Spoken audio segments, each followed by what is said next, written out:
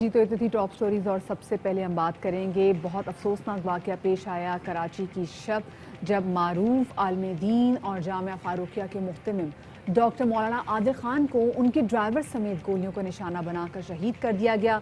उनकी नमाज जनाजा गुज़िश्ता रोज़ हब रिवर रोड पर जामिया फारूकिया फ़ेज़ 2 में अदा की गई, जबकि तदफीन जामिया फारूकिया के अहाते में वालिद मौलाना सलीमुल्लाह खान के पहलू में की गई। इस सूरत हाल में उलमा कमेटी ने उनके कातलों की गिरफ्तारी के लिए हुकूमत को 48 घंटे की मोहलत दी है।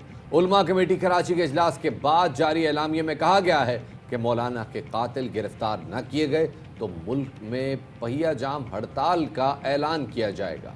इस केस के हवाले से अहम पेशरफ्त फॉरेंसिक रिपोर्ट के जरिए हुए, जिसके मुताबिक मौलाना आदिल पर हमला करने वाले शाह फैसल कॉलोनी में मसरूफ सड़क पर शमा शॉपिंग प्लाजा के करीब रुकी हुई उनकी गाड़ी के पीछे ही खड़े थे। दहशतगर्दों ने उन्हें कमोबेश 8 फुट के फासले से निशाना बनाया और जो पुलिस हुकाम है उनके मुताबिक मौलाना आदिल खान दारुल उलूम कोरंगी से शाह फैसल आ रहे थे और मुमकिना तौर पर मुलजिम पहले से ही उनकी रेकी कर चुके थे। मौलाना खरीदारी के लिए रुके और इस दौरान उन पर हमला किया गया। इसके अलावा फॉरेंसिक से ये भी मालूम हुआ है कि दहशतगर्दी में इस्तेमाल हथियार पहले कभी इस्तेमाल नहीं हुआ और तफ्तीशी इदारों के मुताबिक जियो फेंसिंग के जरिए मुलजिमान तक पहुंचने की भरपूर कोशिशें भी की जा रही हैं। इस दौरान दारुल उलूम कराची का दौरा करके CCTV फुटेज भी हासिल कर ली गई है और उस सूरत हाल में वज़ीर आज़म इमरान खान का कहना है कि भारत उलमा को कत्ल कराकर फ़िरका वाराना तनाज़ा पैदा करवाना चाहता है। Army chief general Qamar Javed Bajwa ने कहा है कि मौलाना आदिल का कत्ल पाकिस्तान दुश्मनों की जानिब से अमन ख़राब करने की कोशिश है। उन्होंने मुजरिमों को कटहरे में लाने के लिए पाक फ़ौज को सिविल इंतज़ामिया की हर मुमकिन मदद करने की हिदायत भी की है। इसके अलावा मजहबी हम आहंगी के लिए वज़ीर आज़म के मावन ख़ुसूसी अल्लामा ताहिर अशरफी कहते हैं सिंध हुकूमत का मौलाना आदिल को सिक्योरिटी फराहम न करना बड़ी नाकामी है। अवाम फ़िरका वाराना तशद्दुद पर मबनी तकारीर करने वाले खुद खतीब और जाकिर को न सुने, उस स्टेज से उतार दे। मदरसे का कोई तालिब इल्म मुल्क और अफवाज पाकिस्तान के खिलाफ सियासी खेल का हिस्सा नहीं बनेगा।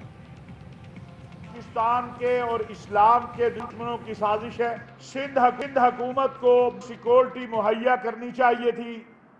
सिंध हुकूमत की बहुत बड़ी नाकामी है।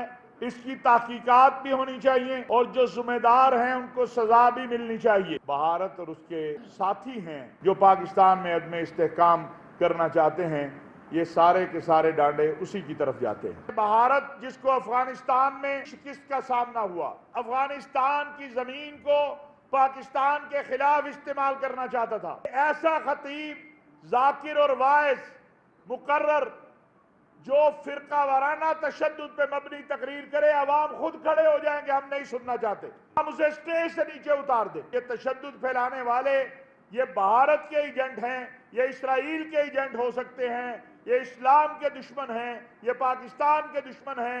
मदरसे का कोई तालिब इल्म किसी भी सियासी खेल में जो इस मुल्क के खिलाफ हो, फ़ौज पाकिस्तान के खिलाफ हो, न कल हिस्सा बना था न आइंदा बनेगा। मदरसे के नाम पे अल्लाह का वास्ता सबसे कहते हैं कि मदरसे के तलबा को उनको बिला वजह मत घसीटे सियासी।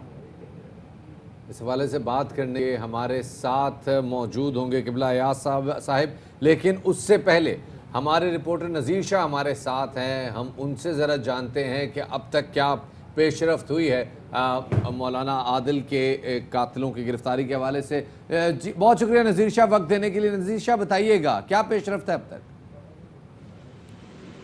बिल्कुल देखिए शफात, ये दहशत गर्दों की जानिब से कारी वार किया गया जिस पे एक कीमती इल्म का बाब हमेशा के लिए बंद हो गया है। इस हवाले से जो काउंटर टेररिज्म डिपार्टमेंट और इसके अलावा दीगर जो तफ्तीशी इदारे हैं जिसमें हसास इदारे भी शामिल हैं, इस केस पर मुकम्मल 24 घंटे काम कर रहे हैं। जामिया फारूकिया के अलावा जो दारुल उलूम है, इसके अलावा जिस जगह इंसिडेंट हुआ शमा शॉपिंग सेंटर, उस रूट से जिन जिन जगहों से मुलजिमान के बारे में मुमकिन हो सकता है कि वो इस रास्तों से गुजरे, उन तमाम जगहों की CCTV फुटेजेस हासिल की जा रही हैं। जो टेक्निकल तरीकाकार है जिसे जियो फेंसिंग कहा जाता है, जियो फेंसिंग भी इसकी मुकम्मल कर ली गई है। लेकिन जो इदारे उनका ये कहना है उस जगह पर चूँकि रश बहुत ज़्यादा था, जिस वक्त इनके साथ ये इंसिडेंट हुआ तो उस वक्त गाड़ी में उमैर मकसूद और मौलाना आदिल साहब मौजूद थे और उमैर खुशकिस्मती से बच गए क्योंकि उस वक्त गाड़ी में मौजूद नहीं थे। जो तफ्तीशी हुकाम है उनका ये कहना है कि इस वारदात में پستول بھی نیا استعمال کیا گیا, فورینسک سے کچھ بھی سامنے نہیں آیا, لیکن ہمیشہ کی طرح ٹارگٹ کلنگ کی واردات میں 9mm پستول استعمال کیا اور ایک موٹر سائیکل پر 3 ملزمان تھے جس نے ایک ملزم نے دو. اس روڈ پر رش بھی بہت زیادہ تھا, ٹریفک وہاں پر جام بھی تھی اور بڑے آرام سے یہ لوگ آئے ہیں, انہوں نے جو اپنا ٹارگٹ اس کو اچیو کیا وہاں سے نکل بھی رہی ہے. اچھا, اس کے بعد ہم نے دیکھا کہ سندھ حکومت کی جانب سے ڈبل سواری پر پابندی لگائی گئی, لیکن 11 گھنٹے بعد ہی فیصلہ واپس لے لیا گیا. کچھ پتہ چلا کیوں ایسا ہوا؟ دیکھیں, جو حکومت کی جانب سے, ہوم ڈپارٹمنٹ کی جانب سے ڈبل سواری پر پابندی لگائی گئی تھی, اس کے بعد سوشل میڈیا اور دیگر حلقوں میں کافی بے چینی پھیل گئی تھی اور کرٹیسائز کیا جا رہا تھا کہ کوئی بھی انسیڈنٹ ہو ڈبل سواری پر پابندی لگا دی جاتی ہے بجائے اس کے کہ سیکیورٹی سخت کی جائے اور ایسے دہشت گردوں کا قلع کما کیا جائے. تو اس کے بعد پھر حکومت سندھ کی جانب سے ڈبل سواری سے پابندی اٹھا لی گئی اور باقاعدہ نوٹیفیکیشن کے ذریعے اس کو وڈرا کیا گیا.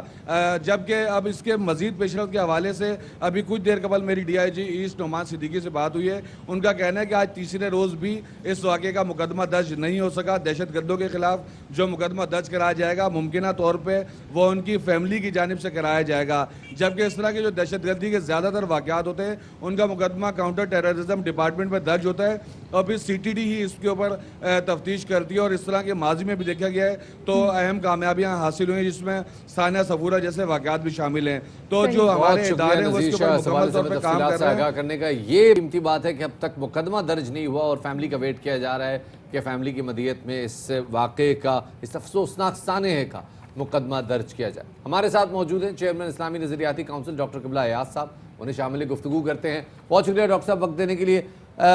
بہت بڑا سانحہ ہے ڈاکٹر عادل کی شہادت کا, آپ کیسے دیکھتے ہیں اس سارے معاملے کو, اور یہ جو فرقہ وارانہ فسادات کی طرف وزیر اعظم نے بھی اشارہ دیا ہے, آپ کو لگتا ہے کہ اس معاملے سے فرقہ وارانہ فسادات کو بھڑکانے کی کوشش کی جا رہی ہے؟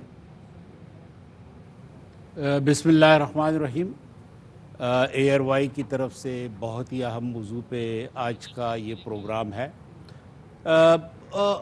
اگر آپ ذرا تاریخ میں جائیں, حالیہ جو ماضی کی تاریخ ہے, تو جنوری 2018 میں جو پیغام پاکستان آیا, پیغام پاکستان کے بعد بہت بڑی کامیابی ہوئی اور فرقہ وارانہ فسادات یا تشدد کی جو سرگرمیاں تھیں, تشدد کے جو کام تھے وہ تقریباً ختم ہو گئے تھے.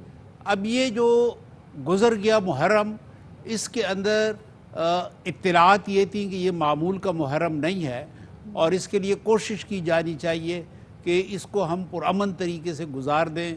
الحمدللہ علماء کرام کی طرف سے, خواہ وہ شیعہ ہوں, سنی ہوں, دیوبندی ہوں, بریلوی ہوں, اہل حدیث ہوں, انہوں نے مکمل اتفاق اور اتحاد کے ساتھ محرم الحرام کے اندر امن و امان کو یقینی بنایا. اب یہ ایک واقعہ ہوا اور یہ بہت ہی اندوہناک اور افسوسناک واقعہ ہے, اور یقیناً ان خدشات کے مطابق ہے کہ جو خدشات ظاہر کیے گئے تھے کہ محرم الحرام یا اس کے بعد کوشش ایسی کی جائے گی کہ پاکستان کو فرقہ وارانہ فسادات کی لپیٹ کے حوالے کیا جائے, کیونکہ ہمارے بیرونی معاندین, مخالفین ایسے ہیں کہ جو یہ نہیں چاہتے کہ پاکستان کی معیشت مستحکم ہو, پاکستان کے اندر داخلی وحدت ہو, ایک اطمینان اور قرار کی کیفیت ہو, اور اس قسم کے واقعات مثلاً شیعہ سنی یا فرقہ وارانہ فسادات, یہ ایک وہ میدان ہے کہ جس میں وہ پاکستان کی کمزوریوں کو ایکسپلائٹ کر سکتے. بالکل قبلہ صاحب, یہ بہت اندوہناک واقعہ ہے, یقین بہت اندوہناک واقعہ ہے, اور علم کا ایک بہت قیمتی باب جو ہے ہمیشہ کے لیے بند ہو گیا ہے.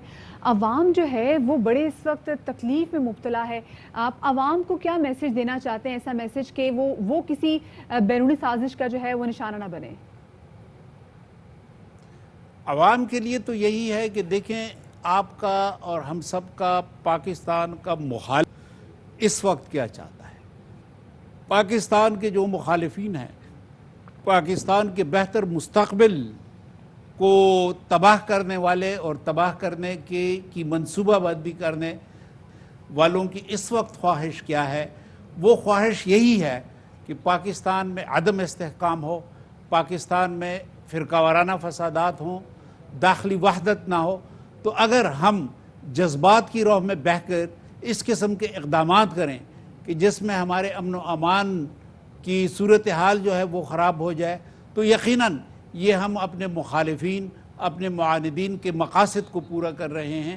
پاکستان کے عوام کے لیے پیغام یہی ہے کہ وہ صبر کے ساتھ استقلال کے ساتھ یہ اب اداروں کو انتظار کریں، حکومت پر دباؤ ڈالیں کہ وہ جلد از جلد حضرت مولانا عادل خان صاحب کے قاتلوں کو گرفتار کریں اور ان کو کیفر کردار تک پہنچانے کے لیے خصوصی عدالتیں یا خصوصی سماعت کا جو طریقہ کار ہے اس کو اختیار کر کے قوم کو یہ دکھا دے کہ پاکستان کی حکومت، پاکستان کی ریاست ہرگز یہ بات برداشت نہیں کرے گی کہ اس کی داخلی وحدت کو کوئی طبقہ، کوئی بیرونی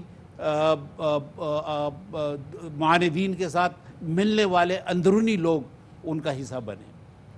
صحیح، بہت شکریہ جی۔ ڈاکٹر قبلہ ایاز صاحب موجود تھے اور قبلہ ایاز صاحب کا بھی یہی کہنا تھا کہ یہاں پر عوام کو یہاں پر چاہیے کہ وہ جو ہیں وہ ایک تو مطلب اپنے جذبات پہ بھی قابو رکھیں اور دوسرا وہ کوشش کریں وہ کسی بھی ایسی بیرونی سازش کا حصہ نہ بنیں، کیونکہ مسلسل کوششیں کی جا رہی ہیں کہ پاکستان میں فرقہ وارانہ فسادات جو ہیں یہ چھیڑ کر جو ہے ہماری معیشت کو، ہمارے پورے ملک کی سالمیت کو نقصان پہنچایا جائے۔ بالکل بالکل، ویری رائٹلی پوائنٹڈ۔ جیسے قبلہ ایاز صاحب جو کہ چیئرمین اسلامی نظریاتی کونسل ہیں، انہوں نے کہا کہ جو جذبات کی رو میں بہک کر، جذبات کو بھڑکا کر اپنے مقاصد حاصل کرنے والے دشمنان ہیں ان کو پہچانیں اور انہی کو پہچان کر ہم اس ملک کی داخلی یگانگت کو قائم رکھ سکتے ہیں۔ اور دوسری بات، علامہ طاہر ارشد صاحب نے ایک بہت اچھی بات کی ہے کہ کوئی ایسا ذاکر، کوئی بھی ایسا آپ سنیں کہ ممبر پہ بیٹھ کے جو بھی ایسی زبان استعمال کر رہا جو کہ انتشار پھیلائے یا نفرت پھیلائے، اس کو ہم ممبر سے اتار لیں، ان پہ اس کو رپورٹ کریں،